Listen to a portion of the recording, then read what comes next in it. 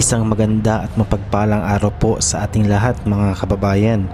Ngayon ay nandito tayo sa Santa Cruz, Maynila, dito sa kahabaan ng Rizal Avenue. At sinong mag-aakala na kaya palang maging ganito kalinis, kaayos at walang mga nakaharang sa bangketa sa lugar na ito. Tara, samahan niyo po ko at ating baybayin ang ilan sa mga bahagi ng Rizal Avenue dito sa Maynila. So yun po mga kababayan, ilang araw pa lang po nakakaupo ang ating Mayor Isko ay talaga namang natikman na ng mga Kamaynilaan ang hagupit, ang kamandag at ang bagsik ng nag-iisang Mayor Isko Moreno Dumagoso. Sabi ko nga kaya si Yorme nanalo ulit dahil he remembered by the Manileños.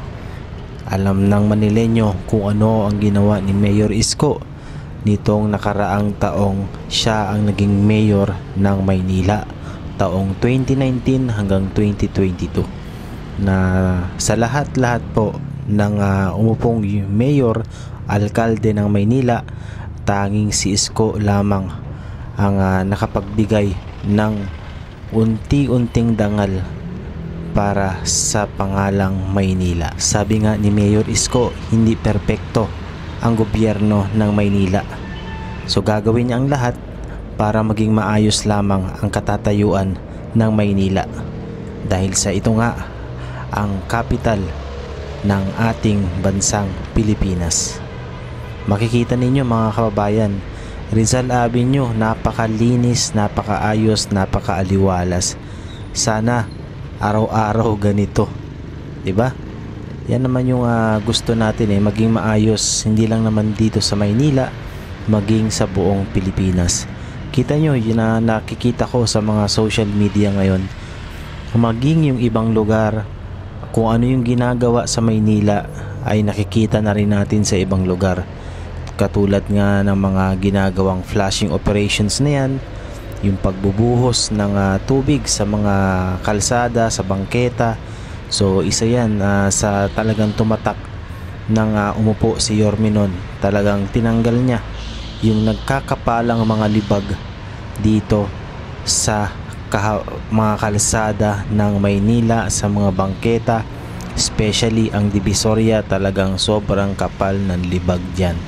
Kaya naman ang laki ng pinagbago ng Divisoria ngayon. Kung mapupunta po kayo ay malaki na po ang pinagbago. Yun nga, hindi perfect, pero kahit paano umuusad, nagiging mas maayos na kumpara ng mga nakaraan.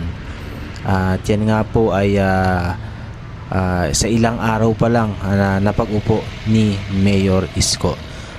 Bagamat yan ay naayos na ni Yorme noon, yun nga lang, nagtiwala siya sa pumalit sa kanya bilang alkalde ng Maynila, pero tila nag-iba ang ihip ng hangin. Sa halip na mas maging maayos, pagandahin pa yung mga ginawa ni Yorme, parang nabaligtad at hindi in-expect yun ni Yorme. Kaya talagang pinilit niyang bumalik at maging mayor ulit ng Maynila para maibalik ang dangal ng Maynila, maibalik ulit at hindi na muling maibalik sa dati pa na kaawa-awa ang mukha ng Maynila. Talaga namang isa po ako sa nakaabot ng lugar ng Maynila noon pa, nung wala pa si Yorme. Ay nakita ko at talagang na-experience ko kung gaano kalala yung mga krimen, yung kadugyutan dito sa Maynila, lalong-lalo na yung kartilya ng Katipunan na yan mga kababayan ko. Sobrang daming nagtitinda dyan. Ang makikita mo, usok, walang mga halaman, alikabok, maduming mga kapaligiran, maiitim na sulok, sahig, at nagkalat yung mga taytay, alam nyo na yon, di ba? So isa yan sa mga talagang naging priority ni Yorme. Alisin ang lahat ng nakaharang sa mga bangketa, linisin lahat ng bangketa, tibagin lahat ng mga kapal na libag. Yan yung naging priority niya sa loob ng 3 taon, maging maayos ang Maynila. Kaya naman muntik nang bumalik. Buti na lang naagapan ngayon ulit na siya'y nandito. Isipin nyo kung paano pag hindi si Yorme ang nanalo, di ba? Baka inayos na niya noon pero hindi inayos ang pumalit sa kanya. Kung iba ang nanalo ngayon, baka bumalik na tayo sa dati, ang Maynila. So ako, napamahal na rin po ako sa Maynila. Matagal na rin tayo dito nakatira. Dito tayo naghahanap buhay.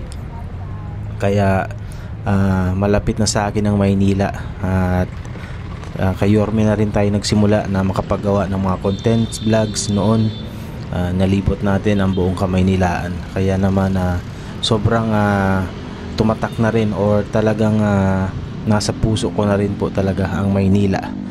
Kaya naman ay sobrang pasasalamat ko, at sa panahong yun ay nakita ko, nasaksiyan ko yung malaking pagbabago sa Maynila. Dahil dati po talaga isa ako sa mga naging biktima ng hold up sa jeep. Makakasalubong ka na lamang dyan, may mantututok sa'yo, kukunin yung pera mong dala habang naglalakad ka pa uwi galing trabaho. So yun po yung talagang kinatatakutan din ng marami dito sa Maynila. Dahil nga nandito sa Maynila ang oportunidad, no? Nandito ang maraming trabaho, kaya marami ang sumusugal na lumuwas pumunta ng Maynila. At yun nga ang binago ni Yorme, na unti-unti, no? Hindi agad bigla-bigla magiging maayos ang lahat.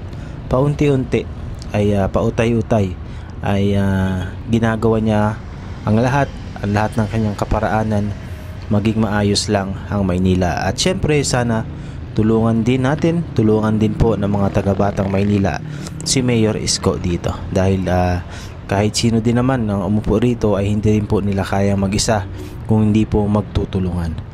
Pero dahil iba nga talaga ang karisma ni Isko, mapakinggan mo pa lang ang pangalang Isko, Yorme, talagang nagkukusa na ang mga tao na gumalaw, kumilos, maglinis at magkaroon ng disiplina.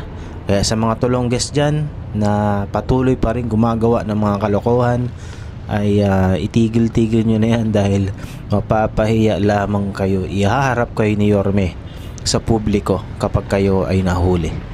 So yun lamang po mga kababayan. Comment down below kayo, ano po ang inyong reaction sa video ito, ano po inyong saloobin, at sa muling pagbabalik na nag-iisang Mayor Isko dito sa Maynila. At comment down below po kayo dyan sa ating video, dyan sa ating comment section. Maraming salamat po, and God bless. Mabuhay po tayong lahat. Sabi nga ni Yorme, Manila, God first. Thank you po, at magandang araw po sa ating lahat.